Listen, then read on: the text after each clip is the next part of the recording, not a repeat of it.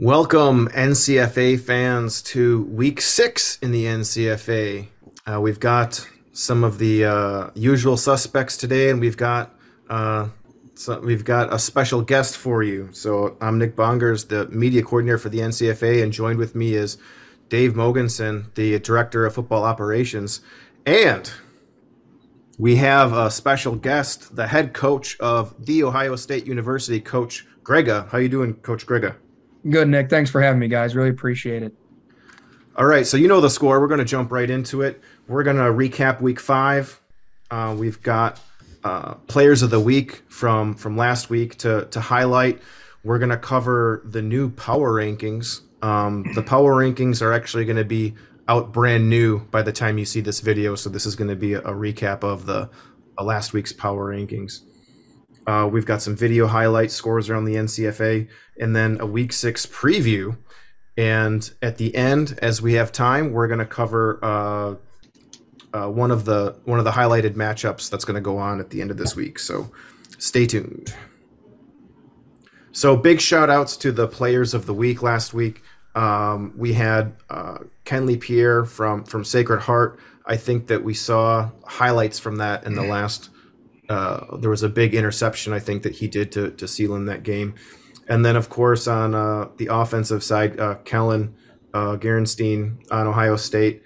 And we've got Coach Grega here, so I just wanted to hear, like, what do you think of your quarterback situation? I mean, we've got two great quarterbacks. Obviously, Kellen is a guy who's been in the league for 4 years. Not playing in 2020. This is actually technically his 5th full year with the program. Hard to bench a guy who's won 2 national championships and who's won a league MVP award. But Spencer has done an unbelievable job for us. When Kellen went down and missed the Michigan State game, stepped in, broke a couple school records, and threw for a lot of yards. And it's nice to be able to have both. But Kellen being the dynamic guy that he is, both with his arm and his legs, we're really happy to have him back and happy to see him playing back at a high level. Yeah, having two great quarterbacks is a good problem to have, especially in this league. So the power rankings from last week, we've been giving you screenshots of the rankings that was all based on the coaches poll, but now you see there's an extra column. This extra column is based on an algorithm that combines 4 things. It does your record, the coaches poll, games played, and I don't quite remember what the 4th one was. Dave or Coach Grega, do you know what the final what I'm missing? If I'm not mistaken, it's conference record. That would make sense. Yep. Conference record is part of the equation, so I didn't totally catch the 3 you said first, but if that's the missing one, that's for sure it. Yep. Yeah, and the teeth that is going to really one team is really going to benefit from this power ranking at the end of the season. So if you win your conference, you're obviously in the playoffs. However, if you lose your conference championship and you're ranked higher than all the other non-conference champions, you automatically have a wild card seat in those playoffs. So one team is going to really greatly benefit from this power ranking, and it's going to be kind of a story waiting to be written if a wild card team for the first time in NCFA history can make a run in the playoffs. So we're all kind of on the edges of our seats to see how that plays out. So we're going to recap week 5, and I'm sorry I said week 5 preview there. That's a typo on my part. I don't charge extra for mistakes. But we had in the North Atlantic Conference, Compton State got a forfeit to Clarkston. It's unfortunate that game wasn't able to be played. In the South Atlantic, Columbus State fell to Huntingdon College, and that was an out of conference, out of NCFA exhibition game. So I think that this was one of the first games that we've seen this season where a non-NCFA team has beaten an NCFA team. Yeah, that Huntington College, from what I understand, one of the best Division III programs in the country, at least one of the top 50 top 25, top 50 Division III programs in the country. So that's a tough matchup. But credit Columbus State for playing that game. I know it was their JV team, but even still, I know we've got a JV game against a D3 opponent after Oakland. So, those are tough games to win. We've played in them ourselves. But it's always a credit to those teams, especially from our league, scheduling them and trying to bolster your schedule. Yeah, I was able to talk to Coach Spade about it, and he said not only was it like 100 degrees down there over the weekend, but they had over 100 players on their team for that JV game. So that's a pretty solid program to have that many guys just in the JV segment of it. Yeah, we've had that same problem when we played Mount Union last year. I think we showed up with about 35 guys. It's kind of the same thing, 85 degrees, hot. It was the first week of the season, and Mount Union had about 98 guys on their sideline. So we've played in those games. It's tough to win those games, but I think it's a good measuring stick of where your program is. So right. Tough loss for Columbus State, but I always enjoy playing those games. Yeah, fresh legs. When you've got 90 guys, there's a lot. And then you've got, like you said, 30, 35 guys playing against it. To put up 23 against a team that's that built up, that's a credit to Columbus State. It looks like George Mason beat Longwood. I didn't see this on the schedule last week, so Dave and I didn't have a prediction. I know that on a whim, Dave predicted Huntingdon College to beat Columbus State, and I got the sour end of that prediction. But George Mason wasn't on our radars. There was an issue with Longwood traveling to Gordon State, so Longwood actually took 2 losses in the standings for in one weekend, which is not easy to do. But they took a forfeit because they couldn't travel to Gordon State, and they got this game, I guess, scheduled. So if you're going to play it and schedule it, we're gonna count it. So we put the score in there. 2 losses in one weekend for Longwood. And I think we'll have George Mason highlights after this. So we're going to move on to the Great Lakes Conference.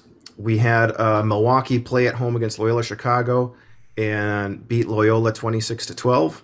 I think both Dave and I had predicted Milwaukee to come out ahead on that one. The big upset of the week was Michigan State versus Oakland, 18-13. David predicted Michigan State. I had predicted Oakland. My initial reactions to that game, I was at that game. There was a lot of points left off the scoreboard on both sides. I think watching the film, Oakland probably should have scored 30. There was some miscues on offense, some missed field goals, some home run drops. And Michigan State, they came in and they had a solid run game. They played tough. I know Coach Beach of over a number of years, and I was happy to congratulate him at the end of that one.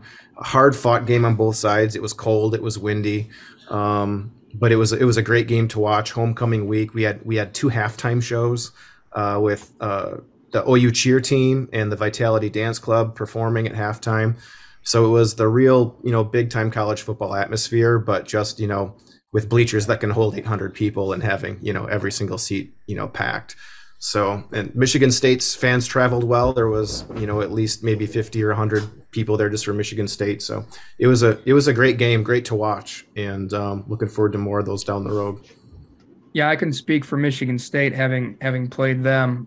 They have one of, we just talked about our quarterbacks here at Ohio State, but Jack Donovan at Michigan State throws a really nice ball. He has some really good weapons on the perimeter. And, I know Oakland is, I know we're going to talk about our matchup later, but Oakland's always got a really tough defense and really attacking, aggressive defense. So when we were looking at this game as from the outside looking in, as we were on a bye week, we thought this one, we were all talking about it. We thought that one would come down to the wire and it would be a really, really great matchup. And it looks like that's how it played out. Yeah, we're going to see some video highlights from the Michigan State end too. And everybody was biting their nails with less than 3 minutes left. So, and then the Michigan State defense actually stepped up and put the game away when it counted. So it was a great game to watch. Moving on to Toledo, Pittsburgh travels to Toledo, loses 6-63. Toledo is very quietly making their presence known. They're posting on social media. This is their revenge tour. They're getting square on teams that they might have lost to in their first season, and they're on this quest to make their ascension. So it's cool to see. I do want to give Coach Grega some credit on this one because he played Toledo early on, and I think his comments afterwards, if you go back to our podcast from that week, is to watch out for Toledo. I think they're going to be really good and may not lose a game the rest of the year, and that is proving true as Toledo is not only hasn't lost since they played Ohio State, they are just rolling through people. And next week's Toledo Michigan State game is, probably circled as the game of the week coming up here. Agreed. Yeah, I mean, when we played Toledo, we played them last year and then opened our season with them this year. And they've just, for a second-year program to be as far along as they are is really a credit to Dylan Brown, their president, and their coaching staff. Because, I mean, like I said, when we played them week one, our kids were really like, man, for a second-year program, they are really good.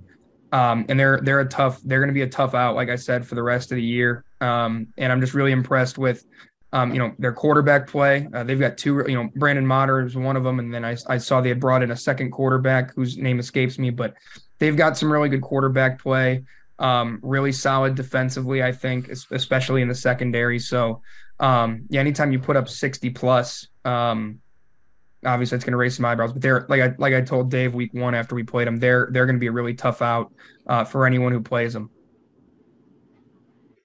And the last game of the Great Lakes Conference, we had Miami, Ohio travel to Wright State, and sounds like a defensive battle for 4 quarters. Miami losing to Wright State 7-10.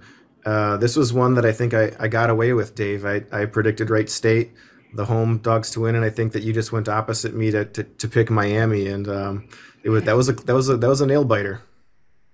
Yeah, I think, I did it go opposite of you, but I really thought Miami was going to win. Wright State had lost a couple games big, and I thought they were reeling a little bit. Miami had played Oakland really tough, and they didn't get a chance to play Toledo because they had a little COVID outbreak, so we didn't really get that measuring stick the week before, and I kind of based it off of Oakland and thought Miami would play good enough defense to get the W. Giving up 10 points isn't necessarily playing bad defense, but credit to Wright State to get their first win of the year over what I think is probably a pretty tough Miami team. Right, and also outlines the importance of having a kicker. The extra point and that field goal was all the difference. Yeah, I'll tell you what, man, Wright State, year in and year out, whether they have, 15 kids or 35 kids, they're always, in terms of their personnel, they might not have a ton of kids, but they always play really, really hard. When we played them the week prior, there was a really unfortunate injury. One of their players, I think, suffered a broken leg, was out in the, we had about a 45-minute to an hour delay to get the, emergency vehicles there. And sure enough, man, those kids wanted to finish the game despite the score, despite one of their guys going down. We always really respect Wright State just because they've got really hard-nosed, tough kids who really love football. So for them to get a win at home after what happened last week, seeing one of their guys go down, that's good for them because I know they might not have the most explosive offense in the league, but they always play hard and they always play tough until that last whistle, regardless of the score. So good for them, and I believe that's the first win for Coach Markey over there. So congratulations to him on getting his first win as a head coach. Congrats to Wright State for sure. So that for between Dave and I'm not counting forfeits in our records or anything like that, but I'm sitting here at 12-5, Dave at 15-2 on the season as we continue. Grab another L this week. Not happy about that. Miami. I've had faith in you guys. All right, we're going to pull up some highlights, some Michigan State Spartan highlights against Oakland. There's 9 plays here. We have not previewed this, but I've got each play kind of set up as we go, so let's take a look. This first play setting it up, this is an 18-yard run by Ethan Lukens. This was early in the game, point still at 0-0. Just a simple toss and gets upfield. The second play, this is a big hit from Adam Baker. You see the toss. You've got Joseph Denage hitting that corner and getting hit big. Yeah, nice pursuit from the Michigan State defense there. This third play is a Jack Donovan pass touchdown to Sam Volk. And I think this was the first score of the game.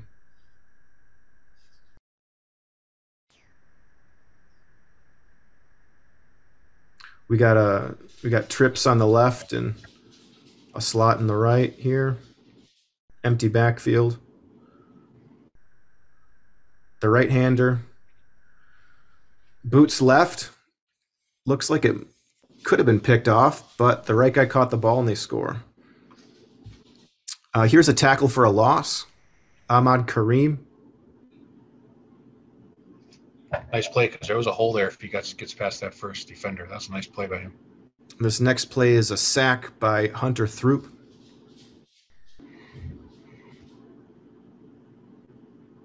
Great penetration, even with two running backs at max protect. This next play is Jack Donovan to Benji Ogunloy for a first down grab. That's a really good looking ball player. We went up against him in Columbus. That number 4 is one heck of a football player and a really tough guard for any corner in this league. Yeah, he was causing fits all night. Great receiver. This next play is a sack by Lucas Alvarez.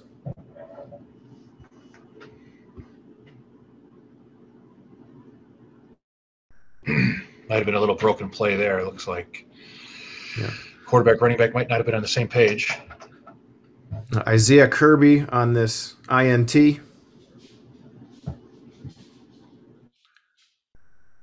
I'm pretty sure Isaiah got one against us too. So good, another good looking ball player from Michigan State. And I think that this last play, like it was 18-13, less than 3 minutes to go in the game. 1st and 10 on the 50.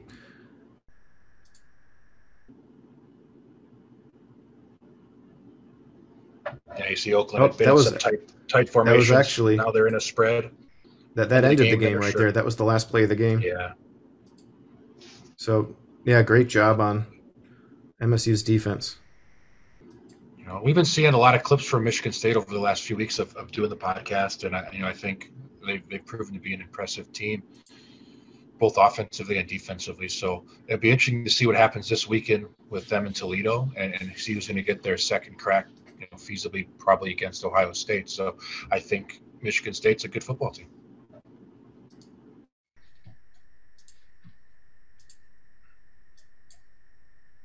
All right, so we've dialed up some George Mason highlights versus Longwood. George Mason in the gold helmets. And I don't have write-ups for this one, so we're just going to call it as we see it. Dave, if you want to take the lead on these. Sure. And Mason on defense, which we've proven they have some good athletes, that's for sure. I can tell you right now that was Gabe. I can tell you right now that was Gabe Gibson for George. Yeah, he's a good ball player. That's a kid who we faced twice last year. And if there was, I know they had Chase Soper last year as a D1 quarterback, but I think that Gabe Gibson's a guy who could play on a D1 roster somewhere, whether it be as a walk-on or a backup. That kid is the real deal. And I think right now you're just seeing Mason just having better athletes across the board. Longwood doesn't have great numbers right now this year. And yeah, it looks like indicate. It looks like there's some tackling fundamental issues on Longwood. If it's not athleticism, it's just like a breakdown fundamental on the Longwood side. It's hard when you face a team like Mason that's very organized, a lot of numbers, really good athletes, and then a team like Longwood is still just trying to build and get their program underneath them, and it's not as easy as it is against some other teams. So I think you're seeing really in all these clips is Mason just overwhelming them with organization, technique, and then obviously just having better athletes across the board. Longwood does have some guys that are probably pretty good, but across the board, Mason, as with many other teams they've played, just have better athletes in numbers.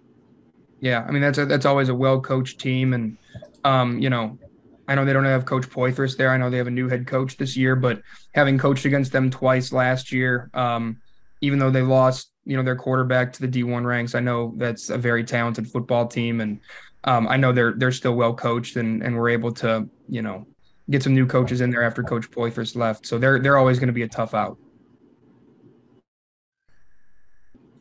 Thanks for the video highlights, George Mason, Michigan State. And to all the teams watching, make sure you get your stats uploaded. It does not take a long time to upload your stats, but Another reminder about the stats is to make sure that when you're putting in your stats, you're putting the right numbers in the right columns. Because a lot of times somebody will have more completions than attempts in the quarterback column, and it just looks wrong. So make sure that when you're putting in the stats, not only that you're filling it out entirely, but you're also putting in the right stat in the right column. So we're going to jump into our Week 6 preview and maybe some of our predictions. So we've got, in the North Atlantic Conference, we've got Williamson Tech at number 10, George Mason. And remember, all of these power rankings are based on the previous week. So I imagine that by the time Michigan State plays Toledo and that Oakland plays Ohio State, those rankings will be different for sure.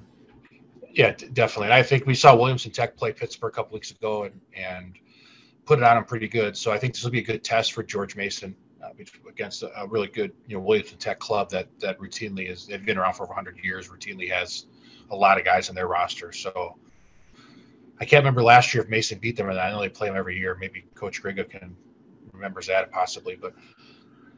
Yeah, I remember. I think Mason lost that game last year, but I will say, having seen the score for Williamson Tech and Pitt, and then seeing what George Mason's offense is doing right now, that game could come down to who has the ball last. Both offenses are putting up a lot of points. I saw Williamson Tech, I think, put 63 up on Pitt the week before. Yeah. Mason's putting up 50 on Longwood. That game might come down to who has the ball last, because both offenses are playing at a really, really high clip, really effective rate right now. The next game we're looking at from the North Atlantic is number 5 Clarkson at number 3 Sacred Heart. This is a really interesting game for me. Clarkson, they had some issues last week and weren't able to play Coppin. That was a game I was really looking forward to because I think both are having strong seasons. But Clarkson's had a couple big wins to start the year. They're pretty high in the power rankings, maybe higher than Clarkson's ever been, as long as I can remember in power rankings. So this is a game where Sacred Heart is undefeated, but they're not winning by large margins like some of the other teams, like Ohio State and Gordon and even Mason's wins have been by some really big margins. So it'd be a great story to see Clarkson go out there and get a win and have the inside track to, possibly being the North Atlantic Conference title game by beating Sacred Heart. So it is at Sacred Heart. They do have to travel. There's other issues there, and traveling at our level isn't always the easiest thing to do.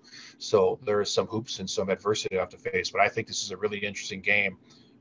It'd be tough to pick, but if I could, fly out to a game every weekend, this would be a game that I'd really like to go see. I think it's going to be a good game, an interesting game.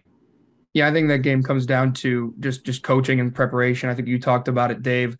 And when we were watching the George Mason Longwood highlights, sometimes a team that's just more established, Coach Jones over at Sacred Heart has run a great program since they've started. If I was making picks, it'd be hard to pick against Sacred Heart in a game like that. But like you said, Clarkson put together 2 really good wins. I would have liked to have seen them play Coppin. This is probably the best start to a season Clarkson's ever had. So hopefully that game gets played, and hopefully we get a really good turnout for that one and a good game. Yeah, that's a statement game for Clarkson, and for Sacred Heart, this is kind of like a maintain present course to up that hill. So if Sacred Heart beats Clarkson, it's kind of like meets expectations. But if Clarkson beats Sacred Heart, I think that exceeds a lot of expectations. For sure. Next, we got ranked 18 Longwood at Pittsburgh, ranked 13. This will be a game that I don't think is actually happening. So okay. I believe that Longwood has backed out of this game, and I think Coppin's actually going to Longwood. So a little bit of a mess with some of the stuff Longwood's been doing. They actually bailed on that last week. They're supposed to play Gordon State, bailed on that, and went to play Mason because it was closer. So I don't think this game's happening this week. Okay. All right. Well, let's move along then to the South Atlantic. We've got number 12 Central Georgia Tech at number 18 South Carolina.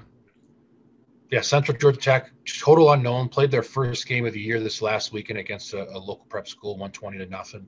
I don't know much about the prep school. Coach Kendrick said it's one of the stronger ones in that central Georgia area. But the whole hurricane thing messed up what was supposed to be their opening NCFA game against Columbus State, so we didn't get to see that. South Carolina hasn't been playing great football throughout the season thus far, so we will get to at least see what Central Georgia Tech is all about and how they match up against fellow NCFA competition. Yeah, I mean, Central Georgia Tech has, I think Coach Kendrick was either at Columbus State or Middle Georgia State before. Middle Georgia. So he knows the league. He's very accomplished. So should be. I think Central Georgia Tech will probably come out in that one if I had to guess. All right, let's move to the Great Lakes Conference. We've got number 17 Milwaukee visiting number 15 Miami, Ohio. Yeah, tough game. We got Milwaukee, who lost a couple of decent games, got their first win against Loyola. Miami, same boat. So as we're looking at a game that should be really well matched, evenly matched, I think Milwaukee-Miami is going to be one of those games. I know we're not to the picking segment yet, so I have to do some deep thoughts about this one. I think this is going to be a toss-up kind of game. The travel from Milwaukee to Miami is not easy, so that's something to consider, that to give maybe Miami the edge. But you could see in last week's power ranking 17-15. Obviously, Miami will probably drop a little bit. Milwaukee will go up a little bit, so it might be flip-flopped a couple bit there. But I think it'll be a nice, close game. Yeah, always cool to play at Miami. Especially now with Toledo too, having Definitely. 2 Division I stadiums you get to play in. Always a great atmosphere going to Miami, and should be a great experience for Milwaukee. And like you said, Dave, I would anticipate a close game in that one. And one of the things that you just don't know in the NCFA is injury reports. So, I mean, Miami could have been losing their last couple of games because maybe like their star left tackle has been hurt. And if this is the week he's coming back, you have no idea how this game's going to end up, like injuries and people Sure. like not playing, or if you're on concussion protocol, like anything can happen with these teams, and with it being such a small team that can really affect the game. So all of a sudden you're trending down, and then you get healthy again and you're trending back up. So those are just, variables that we just don't know about where we're sitting right now. Moving on to Oakland, number 4 Oakland at number 1 Ohio State. We've got a whole nother slide for that one, but Dave, we can turn it over to you for your perspective on this. Yeah, I know you guys will probably lead the charge on there with your backgrounds from those 2 schools, but you could have your choice of game of the week. We got 2 really great games in the Great Lakes Conference. Oakland, Ohio State. You got the number 1 offense in the country, scored the most points. Gordon State's put up a lot too, but Ohio State's scored more points than anybody in less games. And Oakland, who's known for their duration of being involved in the NCFA, of having great defense, really aggressive, up in your face, blitzing defense. So to me, it's going to be really interesting to see, what breaks here. Either Ohio State continues their trend and puts up 40 or 50 points against a great defense, or Oakland, covers up after that tough loss to Michigan State and really throws a wrench into this whole Great Lakes Conference with now we have a bunch of 1-loss teams. So really, some really big ramifications for this game, and an opportunity for Oakland to get back into the mix for a conference title shot. All right, well, we'll save the rest of it for the next slide. We've got number 7 Toledo against number 9 Michigan State. Yeah, and we got both teams cut off big wins. Obviously, Toledo was a big win in points, as well as being a big win for their program in their revenge tour. That they made some great graphics all over the internet.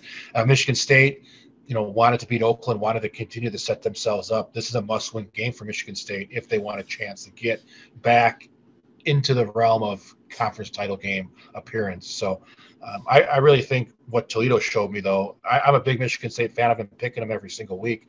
I think that their quarterback plays really, really well. I think they got a nice defense. But Toledo, man, what they've been doing has been insane. They're just like rolling points. The film they show us, they have players all over the place playing really good football. So another game that I think we just got a lot of really great games in the league this week. This is another one of them.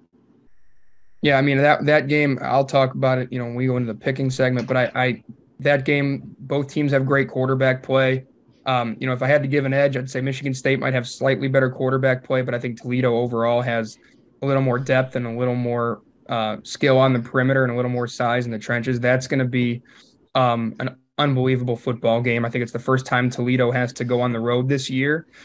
So, that could be the tilting point is home field advantage, although I don't think it's a too terribly far of a trip. So that's probably, the game of the year for Michigan State, at least their home game of the year. So I think that's going to be a phenomenal football game, having coached against those two teams. That should be a great game to watch. Right, and both teams, like you said, need to win this game for that chance back into the conference race. So it's the biggest game of the year for both of those teams.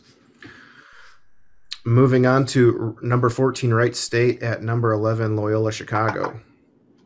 Yeah, a couple teams who haven't had great years. Wright State just got their first win of the season last week, which was really nice for them. Maybe they get something rolling. But similar to that Milwaukee-Miami game, it's two teams that probably at this point of the season realize they're not really in that mix for conference title game, which is probably going to make playoffs outside looking in at this point. So working to finish the season strong, build up and get some experience to the younger players they can try to bring back to next year. So I think it'll be another evenly matched game. That travel again from Ohio over to Chicago, which is not very much farther south than Milwaukee, is not an easy trip. So you got to put that in consideration. But again, it should be an evenly matched game against a couple teams that are building foundations for future success. Yeah, I think Wright State getting a big win last week to beat Miami at home carries a little momentum into that one. And Loyola coming off of the loss to Milwaukee, kind of licking their wounds a little bit.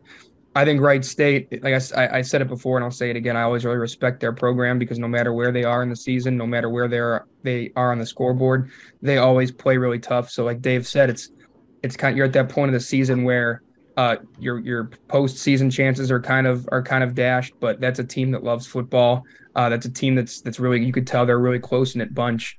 And I expect them to put up a great showing in Chicago.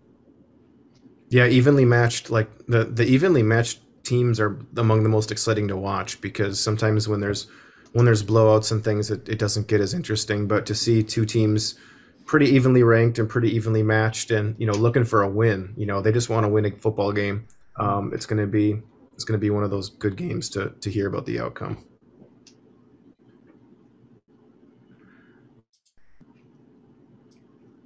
All right, so we're going to pick them. Dave, between Williamson Tech and George Mason, who do you got? All right, I'll let George Mason. People are going to be pissed at me after they watch this. Hopefully they don't drop in my DMs. But I just can't pick against Williamson Tech. They've proven to be, what they are.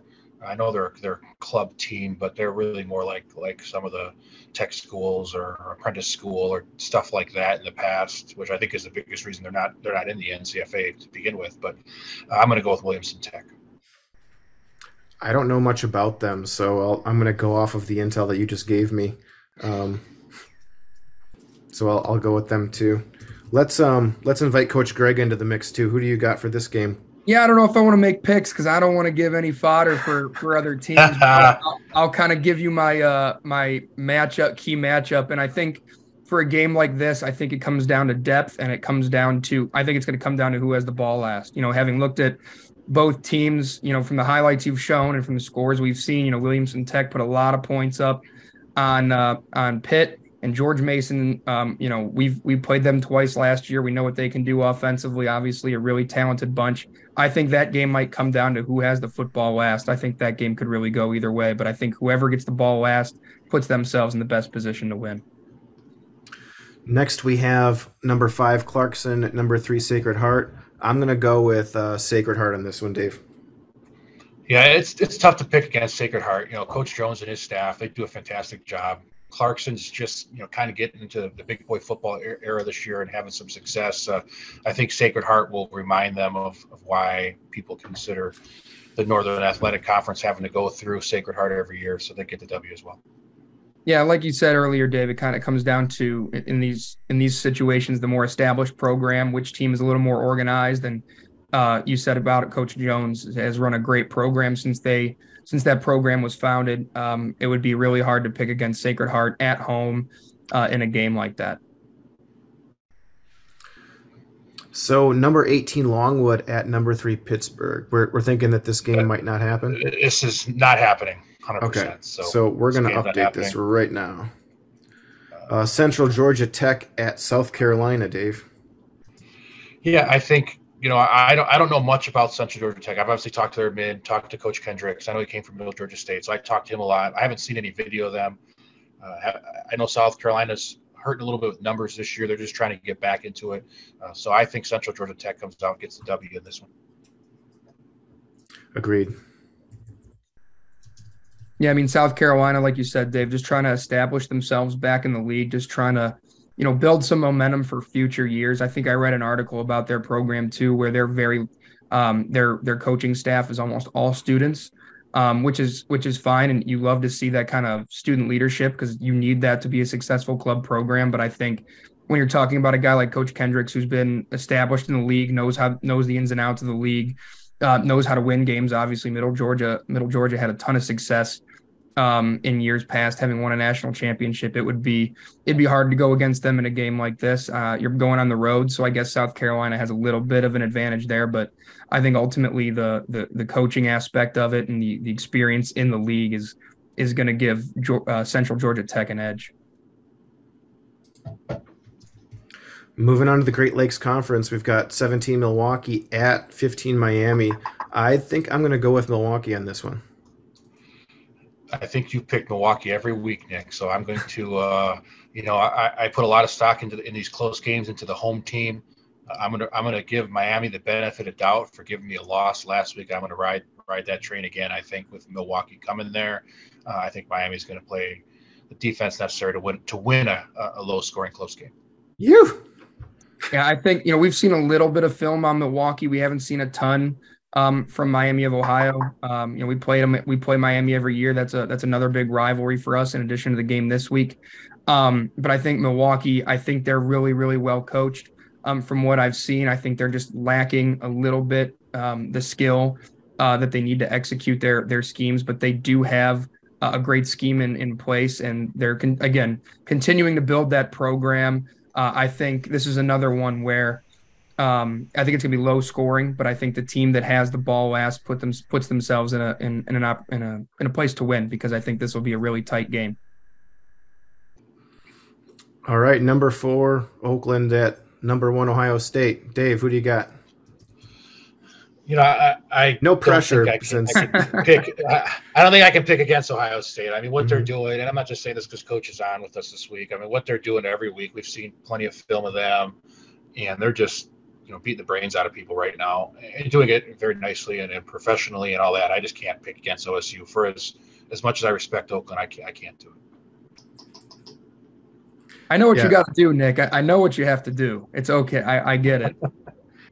I have to swear allegiance to my alma mater. So especially after last week, whether we beat Michigan State or lost to Michigan State, the stakes are the same going into Ohio State this week. So they have the chance to impress, and they're given that chance this weekend. And sometimes you wonder too when you have a game like that on the horizon. So Oakland's won their first few games. They were expected to. They probably circled this Ohio State game as being maybe their most important game of the regular season. That you always have that little bit of looking past somebody. So did they look past Michigan State and kind of already anticipate they're going to get the win and start focusing on Ohio State? Maybe they come out and play a little bit better than they did last week and make it more of a game than we've seen for Ohio State in the last few weeks. Right, and it's gonna if Oakland beats Ohio State this weekend, it's going to throw a crazy mix in the playoff race for the Great Lakes Conference. So that'll be a heck of a conversation next week if that happens. All right, moving on to Toledo and Michigan State. I am going to go with Toledo.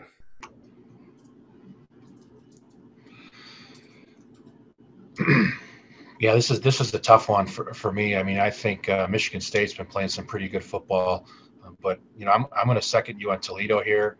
If we both lose, we both lose. I don't lose any ground in our little competition, but I just think what Toledo's done has been really, really impressive. And yeah, I really think right now we're headed towards a rematch of the first week of the season with OSU and Toledo in the conference championship game. They've just been playing really impressively. Yeah, I mean, both teams are really solid. I think, both teams have great quarterback play, which you guys both know is essential to success in this league. I mean, Jack Donovan over at Michigan State. Nick, you saw him last week. tall, strong arm, can really deliver a football. He's a tough-nosed kid. And then same with Toledo. I mean, Brandon Motter, we saw him week 1. Just a really tough kid, came from a Division III program, so he's well coached and really good at the fundamentals. And Toledo's got a great staff, and what they've been able to do, I said it earlier, what they've been able to do in their first 2 years is really, really impressive as a new program to the league. I think the key in this game is, depth and who can kind of go into their bench a little bit and who has fresh legs in the fourth quarter, because I think both teams have shown that they can get into track meets and win. Michigan State can score. And obviously we saw Toledo put up 63 points. They can score with anybody in the league. I think it's just who is better conditioned in the fourth quarter, I think is what this game comes down to. Because I think both teams, at least on paper and from what we've seen, are pretty closely matched. But I think whichever team is better conditioned and mentally tough is the team that's going to win this game. Yeah, that's a great analysis, especially with two, seemingly evenly matched teams. Mm-hmm. Last game of the week is 14 Wright State at number 11 Loyola Chicago. Dave, what do you got on this one? So, again, similar to the Miami game, I value a lot the long travel from Ohio to Chicago. I'm going to say Loyola in a really close game is going to get the victory here, mostly centered around the home field advantage part. I'm going to go with Loyola too, because I had the opportunity to see Loyola play Oakland, and I thought that they were a good team. They didn't have a ton of numbers on their sideline, but what they did have in terms of playmakers was really respectable. And considering that Wright State's been struggling a little bit here and there, I think that, like you said, having the home game and having their playmakers, I just have to favor Loyola in this one. I think the big thing in this game is turnovers. Whoever commits the least amount of turnovers is going to win this game. When we played Wright State, we had a lot of short fields, so we were able to score relatively quickly. I think if Wright State can limit turnovers, they give themselves a chance to win in this game, because they do have a pretty solid run game. They've got a couple different backs who can run the ball effectively. They have to limit turnovers. And I think if Wright State can limit turnovers, they give themselves a chance to win. Like you said, Dave, it's always tough making that trip out to Chicago. For them, it's probably 5.5, 6 hours from the Dayton area. But I do think that if they can, gain 4 or 5 yards of carry, keep the ball on the ground and keep the ball out of Loyola's hands and not turn the ball over, then Wright State at least puts themselves in a position to win that game on the road. So there you have it. That's the Week 6 preview. And for our special segment for this week's podcast, we've got a special slide here for one of the biggest games of the week. We've got Oakland traveling to Ohio State. If you know me as the media coordinator for the NCFA, I'm also the advisor for Oakland's football club. Obviously, Coach Grega, head coach of Ohio State's, and what we wanted to just kind of have a fun conversation about the history between OU and Ohio State. By the numbers, it looks like OU leads the series 4-3. In 2013, we went to kind of a neutral field in Xenia, Ohio, and referees just didn't make it to the game, so that game was forfeited.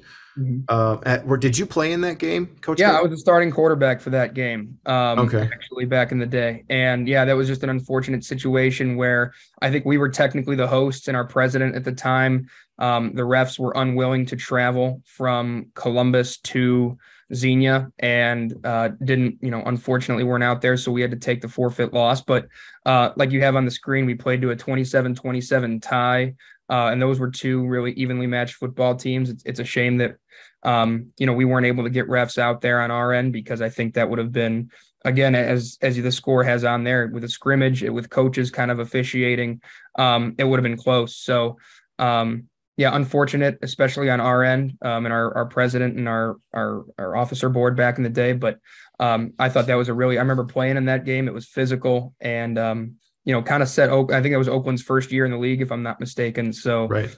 Kind of set them, gave them a springboard into their next season where they won a national championship. Yeah, I played free safety in that game, and I remember both sidelines were kind of arguing about even both coaches, even our own coaches, that were just like the head coaches were now the referees. So the Yeah. head coaches could no longer call the game. So now you've got the assistant coaches and the coordinators running their sidelines, and the calls that like the flags Yeah. that the coaches were throwing were sometimes arbitrary and sometimes tit for tat, and it left a sour taste in both sides of the players. But when you travel to Xenia, Ohio, you want to play a football game. You wanna You play. can't just pack up and go home. I remember our sideline had NFL Films with us because they were doing an expose on one of our D linemen, and I just remember being embarrassed that here we are with NFL Films in our sidelines, and we show up to a game without referees. But I mean, you do what you can do, and obviously through the magic of video editing, people around the world saw Ohio State play Oakland in that little segment that they did on NFL Films. So if anything cool came out of that, it was cool to see that on national television.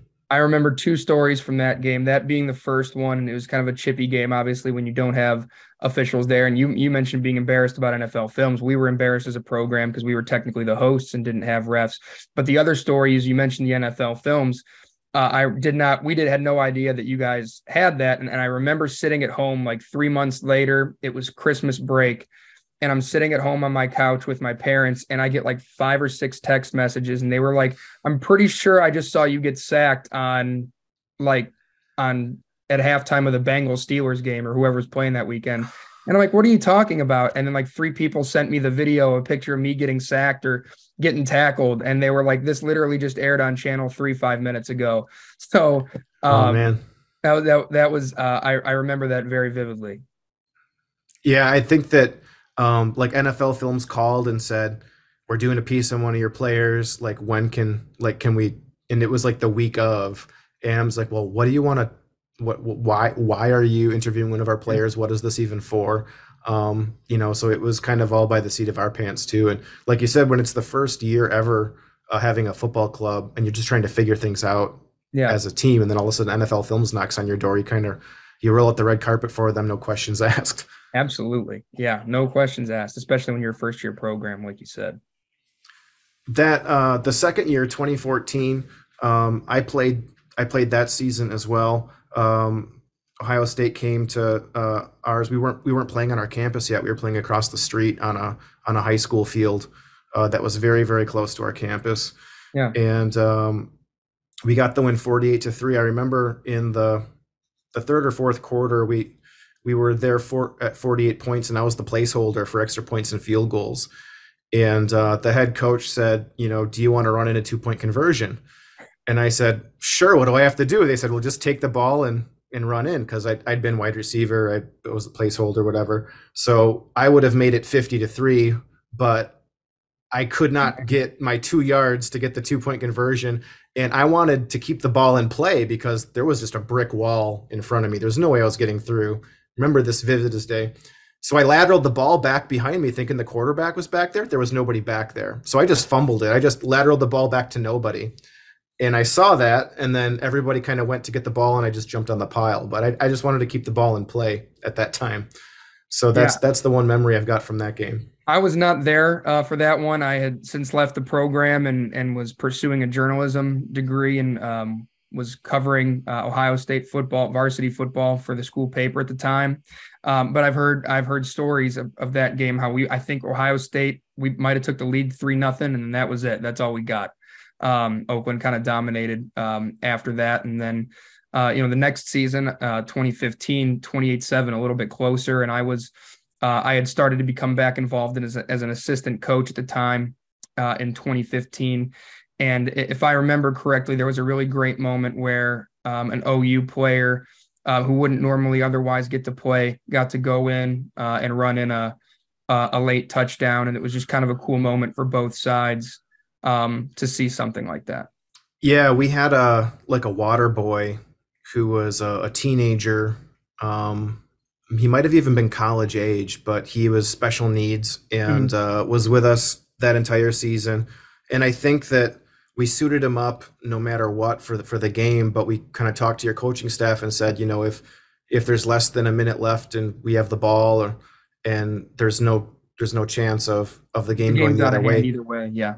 yeah, would it be cool if we did this? And your coaching staff was, yeah, certainly no problem, just, whatever. So when that time came, our coach kind of gave your coach the nod, and the nod was given, and then it happened, and it was really cool. It was a really super cool moment. Yeah, I remember being a part of that, and that was really cool to see. Obviously, we were disappointed by the final score and the final output, but when something like that happens, it kind of gives you perspective on, especially what club football is all about, and what it can be, and what this game and what this league can kind of mean to everyone. So it kind of gives you great perspective in moments like that. Yeah, the next year, 2016, we had the crazy idea to play a game on a professional baseball diamond in another county. So we touted this game as being the first ever football game played in Macomb County, Michigan, first collegiate football game. And there just happened to be at this Jimmy John's Field a beer tasting event going on in the front corridor. So you could basically buy a ticket for Beer Fest, and you could buy a ticket to the football game, and you could basically drink beer and watch the football game.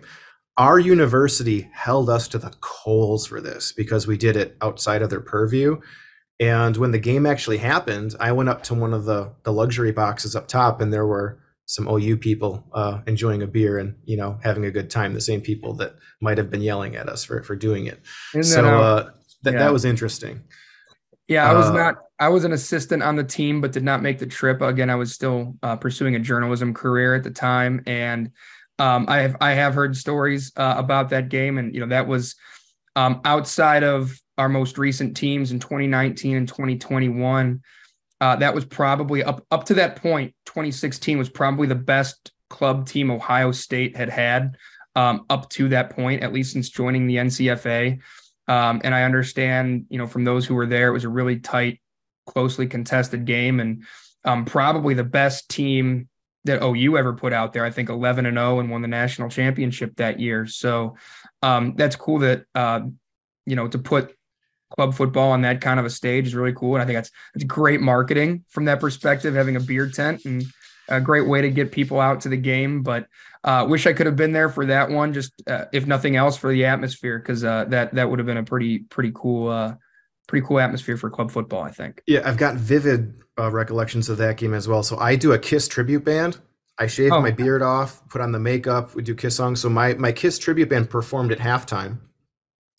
And I remember our starting quarterback had his jersey ripped off entirely by OSU's defense. And I think there was a special teams play where one of our linebackers, Brian Cashola, I think he was the defensive player of the year in 2016 for the NCFA. He was either pursuing on a punt or returning, blocking, and he got blindsided. I think it was a blindside block, and his helmet came completely off. And I thought that his head was still in the helmet when that happened. But we have that on film, and we replay that all the time and it looked like one of those blindside penalties that is commonly called, like, yeah, this wasn't a penalty, but check this out. His helmet got completely off and it flew like 10 yards. It was like the biggest hit I think I've ever seen in my life in person.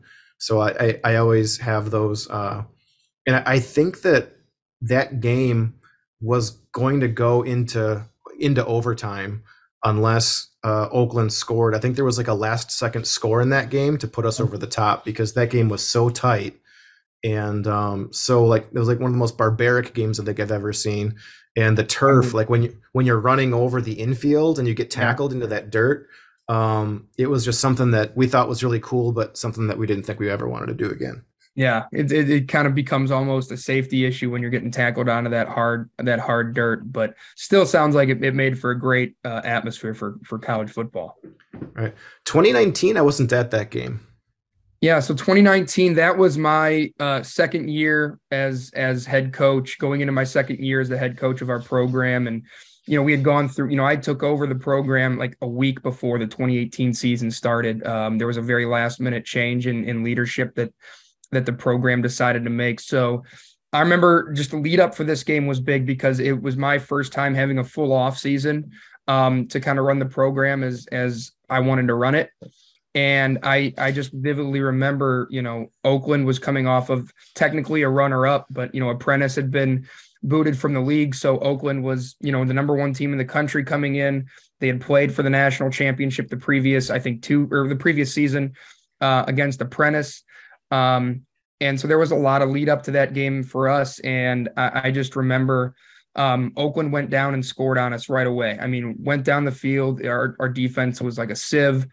And went up 7-0. And it was a moment for me where I knew we had a really talented team, but you just kind of never know until you're out there on the field. And so I was really proud of the way that our guys responded in scoring 41 unanswered. But early on, especially that first quarter, it was your typical Ohio State-Oakland matchup. It was physical. It was back and forth there for a second, especially in the first quarter when Oakland marched down and went down on us. So it was typical. You mentioned it's always a very physical game between these two teams, and that was no different from that one. Yeah, the one thing I remember leading up to that regular season game in 2019 was our offensive coordinator at that time was a student. And we thought that when he was a player for us, that he had a very high football EQ or IQ. And he didn't show up to that game. He was a no-show. So the offense called the plays in the huddle. And I think that continued through the rest of the season. It's funny you mentioned that, because the one year that I played a full season in 2013, going all the way back to the top of this, that's exactly what we did the entire year. We called the plays from the huddle the entire year in that 2013 season, because we had coaches who meant well, and they loved our program, but ultimately we had more success, at least offensively, calling the plays from the huddle. So I've been through that, and it's not easy. It's not easy. Yeah, and I think that you can see by anecdotes or by experience or by other kinds of evidence that having a quality coaching staff could be the difference between a talented team being super successful and a super talented team like not living up to expectations. And I think this was one of the examples of that. No question. I think when it comes to our league, the NCFA, the two biggest things for success are, first and foremost, quality coaching. But then the second thing is quarterback play. If you have quality coaching and quarterback play in this league, that gives you a great opportunity to put yourself in a position to win championships in November and December. And I remember, the coach for Oakland, when you guys won your 2016 championship, I believe was Tom Menes, and he's, coaching in I think the same league that Dave coaches in now. So obviously a very established and really talented coach. And, when you're calling plays from the huddle, that's never easy. I've been in that position, and it's tough to not only manage a game from the play calling perspective, but then execute it. That's tough to do. Yeah, and that same mentality repeated itself in the 2019 national championship. So the offense thinks that they have their prowess down in terms of play calling, and they're going to ride it out. I think that they had to beat Sacred Heart in that playoffs. So kind of a tested theory, like can they call plays in the huddle in a game and be successful? And you think that's a yes, but obviously that wasn't enough to get over the hump for that national championship. I remember Ben Highchar, the Oakland quarterback, was just tough as nails, and he must have ran the ball close to 30 times in that championship game, because that's really what was working for the Oakland offense. And I just remember, we had won 41-7 in the first game, and then you looked up at the scoreboard at halftime, it was 14-7, and it was a tight game at halftime. And we really kind of challenged our players in that locker room, that we thought we hadn't played our best half of football. We were winning, but we had sent a punt or a snap over our punter's head early in the game that set Oakland up for their touchdown, and we thought we just were kind of playing sloppy. So it was nice, second half, I thought we kind of righted the ship, made some adjustments in the locker room. And that was obvious. That game obviously is a very special place in my heart, because that was our program's first national championship, capped an undefeated season. And so that game is one I'll remember for a long time. Yeah. You've got morale and conditioning, when you're in that locker room at halftime, and there's a mentality when you go in that locker room. Are people up or are people down? Yeah. Like if I'm a coach and I go into a locker room at halftime, I get a vibe. And if that vibe isn't good, that's really not good. And then Yeah. when you come out of that locker room, are your guys conditioned enough physically to, persist through another half of football? Sometimes that's a yes, sometimes that's a no. The physicality the first half influences that, but also your entire season of practices influences that too. So when you've got these small numbers on your football team, you put a premium on that morale and that conditioning. And I'll tell you what, if this game had been played the week after the semifinals, we would have been really banged up because that Columbus State game that we played in the semis, you guys played Sacred Heart. We were down in North Carolina playing Columbus State, and we played in, we think, we're going from Ohio to North Carolina. We think we're going to get better weather. I think you guys had better weather in Erie, PA than we had in North Carolina. It was 40 degrees and raining the entire game. And we went down to play Columbus State with maybe 30 guys. And you've been in this league just as long as I have. When you go down to play those Southern schools, they're going to bring their whole allotment of 50 or 55, and they're going to have a full roster. And I just remember we got out of that game. We won 17-14. We went down 14-0 right off the bat in that game, and then we were able to come back and win. And I just remember thinking, thank God we had a week in between the semis and the championship game, because we were really banged up. We were down to our last running back. We were really light up front. We had no depth behind our starting offensive line. So that week off between the semis and the natty really, really helped us. And like you said, conditioning, that was big for us. Right. 2021. This is a transitional phase for Oakland. We had a new defensive coordinator who quit very early in the season. And then we had a brand new offensive coordinator who was a former player who was helping Highchar call the plays in the huddle in 2019. And I think that we played this game very early in the season before we had a lot of things figured out. And you can tell by the scoreboard how much was figured out on Oakland's end, just in terms of offense and defense. Yeah, if I remember correctly, this was the third game, at least for us, the third game of the year. And we had played two NCAA JV teams before this and lost both. So we had played Mount Union, which for anyone who knows Division III football, they're routinely one of the top 5 teams in Division III football in the country. They've won like 10 national championships at that level. And that was, I mentioned it earlier in the podcast, where they showed up with 100 kids on their sideline. We had 35. And so we were a little dinged up from that. Then we played Denison, who we play later this year, lost that one in a tight game by 8. And so we were kind of licking our wounds going into this game 0-2 and just kind of figuring ourselves out as well and where we stood as an NCFA team, because we had only played NCAA teams. This was our NCFA opener against Oakland. And so if I remember correctly, we turned the ball over twice in the first quarter, and offensively didn't look so hot, but our defense, as you said, anytime you post a shutout in any game at any level, your defense had to play well. And I think last year that was probably our most well-rounded defensive game we played. And then, like you said, OU, and a lot of teams too. We saw this a lot around the NCFA last year. Coming out of COVID for a club program was not easy. There's a lot that goes into keeping a club program afloat when you're not in the middle of a pandemic, and when you throw a pandemic in there.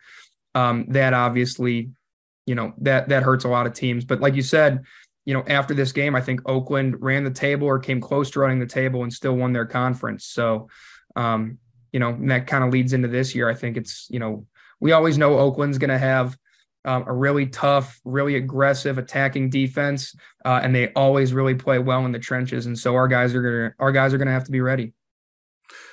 Right. And I think that what Oakland always looks to do is control the explosiveness on the OSU end of it because of the big playability.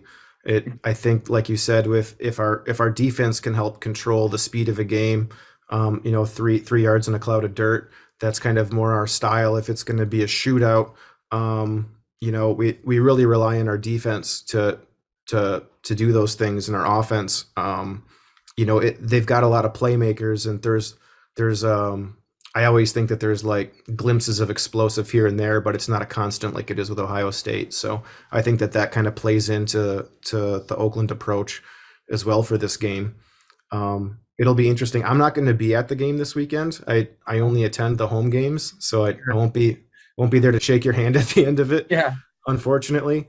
But I think that this is a really cool rivalry. It's weird actually looking at this slide to see the gap between 2017 and 2018 when they split us in conferences, because we always thought to ourselves, beating Ohio State was one of the preparations for playoffs, to beat the Sacred Hearts or to beat Middle Georgia or wherever, that it's kind of amongst the coaches, like, win the conference, and then win the playoffs, because we always think, especially with the Great Lakes, we always think that the Great Lakes is one of the power conferences of the league, and that there's juggernauts that actually deserve a lot more recognition than what they're given in just within the Great Lakes Conference.